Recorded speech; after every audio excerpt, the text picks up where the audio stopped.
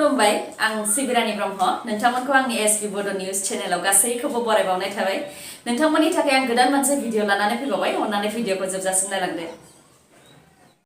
बड' artist gate together हाबाफारिया सानसेनि हाबाफारिजों मैया गाजा गोमजायै खुंजाबाय।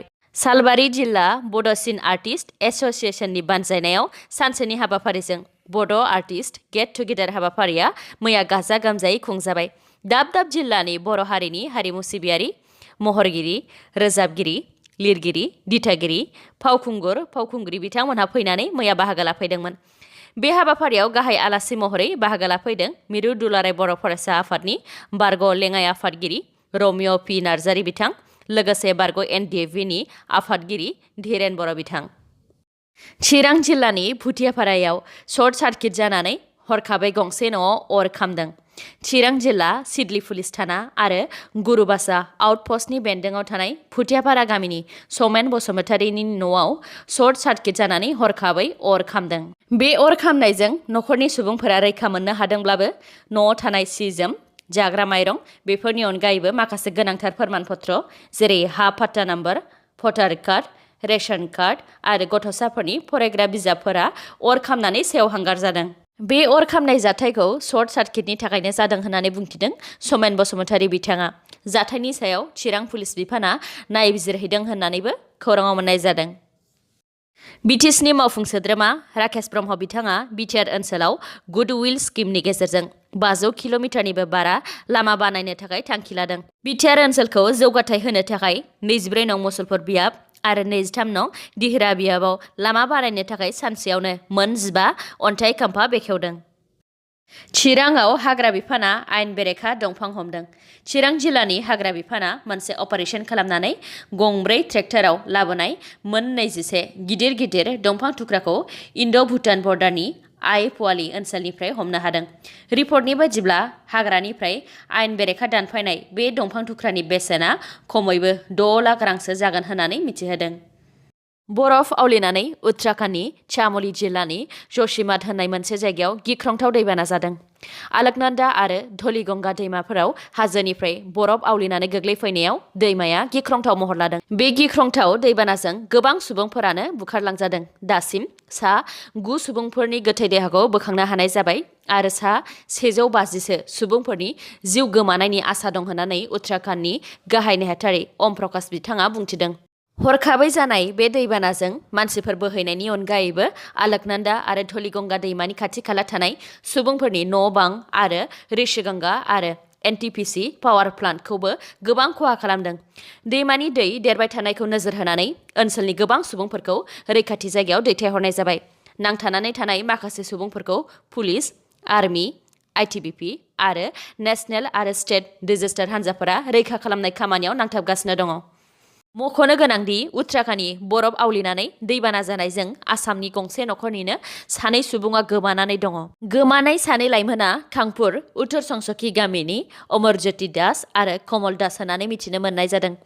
गोमानाय 2 लाइमोनफोरा खामानियाव मुखुब दंमोन होननानै मिथिनो मोननाय जादों आरो हरखाब दैनि दाहार फैनायनि उनाव सानैबो गोमानानै थानाय खोथाखौ फननि गेजेरजों नखरनि मानसिफोरनो खौरां हरदों। नखरनि मानसिफ्रा गोमानानै थानाय 2 लाइमोनफोरखौ नागिरनानै दिहुननानै नखरसिम दैथायहरनो थाखाय रायजो आरो मिरु सोरखारखौ खावलायदों।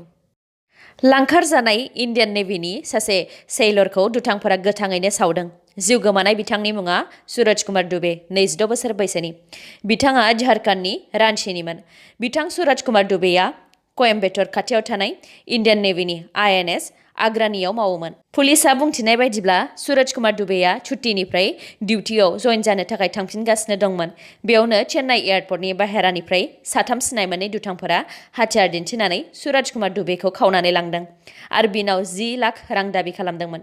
रिपर्टनि बायदिब्ला बिथांखौ चेन्नाइआव सानथाम दोनखुमादोंमोन। बेनि उनाव महाराष्ट्रनि पालघर जिल्लानि मोनसे हाग्राबारियाव लांदोंमोन आरो बे हाग्राबारियावनो आथिं आखाइ खाख्रबनानै सावनानै गालांदोंमोन। खुनुरुखुमै बिथाङा बेनिफ्राय ओंखारनानै खाथिनि मानसिफोरनि मददजों देहा फाहामसालिसिम सौहैनो हादोंमोन। नाथाय बे समाव बिथांनि देहाया 90% बारा खामखाबायमोन, जायनि थाखाय बिथांखौ मुम्बाइनि नेभेल हस्पिटालाव दैथायहरनाय जादों आरो बिथाङा बेयावनो जिउ गोमाहैदों। थैनायनि सिगां गासै जाथायखौ पुलिसनो खोन्थानायावनो बेफोर गासै जाथाया सोराङाव फैदों। बुथारनाय दुथां साथामनि हेंथायै दा मार्डार केस फाइल खालामनाय जाबाय आरो पुलिसआ दा बिसोरखौ नागिरगासिनो दङ।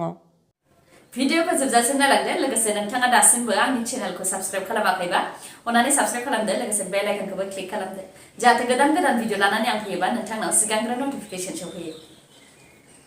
BPF हान्जाया बिहारनि राष्ट्रीय जनता दल आरजेडीनि चिफ तेजस्वी यादव बिथांखौ गाहाय आलासि महरै लेंहरदों। खौरां मोननाय बायदिब्ला 10 फेब्रुआरियाव बिटिसिनि गोरोबथा सान एबा बड'लेण्ड गोरोबथा सानाव BPF हान्जाया बिहारनि चिफ तेजस्वी यादव बिथांखौ गाहाय आलासि महरै लेंहरदों।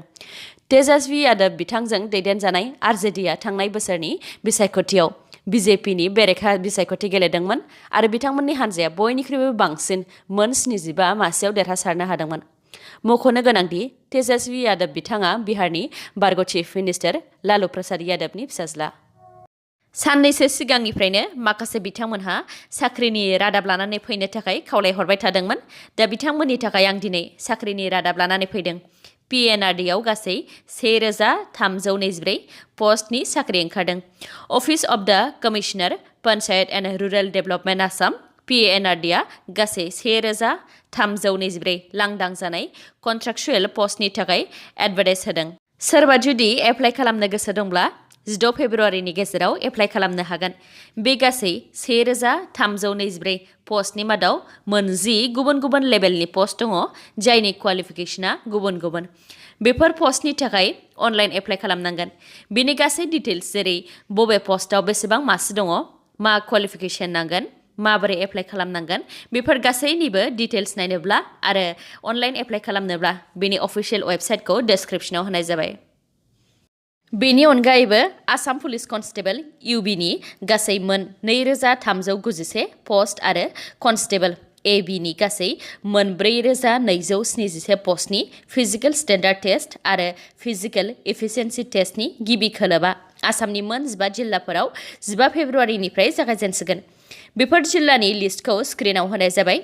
जाय बिथांमोनहा बे मोन 15 जिल्लानि बिथांमोनहा 10 फेब्रुआरिनिफ्राय अफिसियेल वेबसाइटआव थांनानै एडमिट कार्डखौ डाउनलड खालामनो हासिगोन आरो एडमिट कार्डआव होनाय बायदियै जायगा आरो समाव फिजिकेल स्टेन्डार्ड टेस्ट आरो फिजिकेल एफिसिएन्सि टेस्टनि थाखाय थांनो नांगोन। गुबुन मोन 18 जिल्लानि थाखाय एडमिट कार्ड डाउनलड खालामनायनि समखौ उनाव फोसावनाय जागोन। CBIआ CBIखौ हमदों। सानै CBIनि डिप्युटि सुप्रिन्टेन्डेन्ट अफ पुलिस DSPफोरखौ सासपेन्ड खालामनाय जाबाय। रिपर्टनि बायदिब्ला DSP RK सांगवान आरो DSP RK ऋषिजों लोगोसे CBIनिनो सासे इन्सपेक्टर आरो स्टेन'ग्राफारआ 2018 मायथाइनिफ्रायनो माखासे बेंक फ्रड केसआव नायबिजिरजानाय कम्पानिफोरनिफ्राय रां लानानै CBIनि माखासे खोन्थाजाथावै खौरांफोरखौ स्रोदै खौरां हरखुमायोमोन। बे केसआव CBIआ रां जाख्ल'ग्रा अफिसारफोरनिफ्राय गासै दासिम 55 लाख रां हमनो हाबाय। बे केसखौ लानानै CBIआ CBIनिनो 4 मावथिफोरजों लोगोसे 2 उखिल आरो नायबिजिरजानाय कम्पानिनि मावथिफोरजों लोगोसे गासै 9 दायनिगिरिनि हेंथायै एफआइआर होदोंमोन।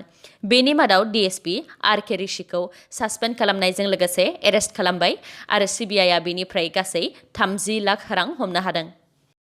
म्यानमाराव मोनसे एटेकआव 12 सुबुंनि जिउ खहा जादों। जिउ गोमानाय 12नि मादाव 9 नोगोरारि आरो 3 पुलिस। बेनि अनगायैबो गासै 13 सुबुंफोरा जखम जादों।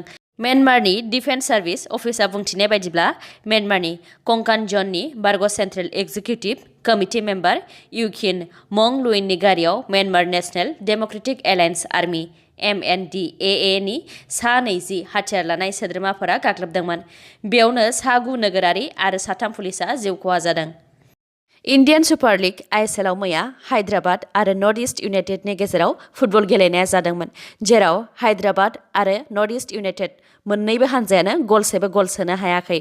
बेनि अनगायैबो जामशेदपुर आरो इस्ट बेंगलनि गेजेरावबो मैया फुटबल गेलेनाया जादोंमोन, जेराव जामशेदपुरा गलसे आरो इस्ट बेंगलआ गलनै सोनो हादों। दिनै मुम्बाइ सिटी आरो गवानि गेजेराव बेलासिनि 7:30 रिंगानिफ्राय फुटबल गेलेनाया जागायगोन। दासान्दि टेबोलनि फारियाव दङ सेथियाव मुम्बाइ सिटी, नैथियाव एटिके महन, थामथियाव हायद्राबाद, ब्रैथियाव नर्थ इस्ट, बाथियाव गवा। दिनैनि भिडिअ'आ एसेनोसै। गाबोन आरो गोदान भिडिअ'जों लोगो मोनफिनबावगोन। नोंथाङा दासिमबो आंनि चेनेलखौ साबस्क्राइब खालामाखैबा अन्नानै साबस्क्राइब खालामदो, लोगोसे लाइक, कमेन्ट आरो शेयार खालामनो दाबाव। गोजोन्थों।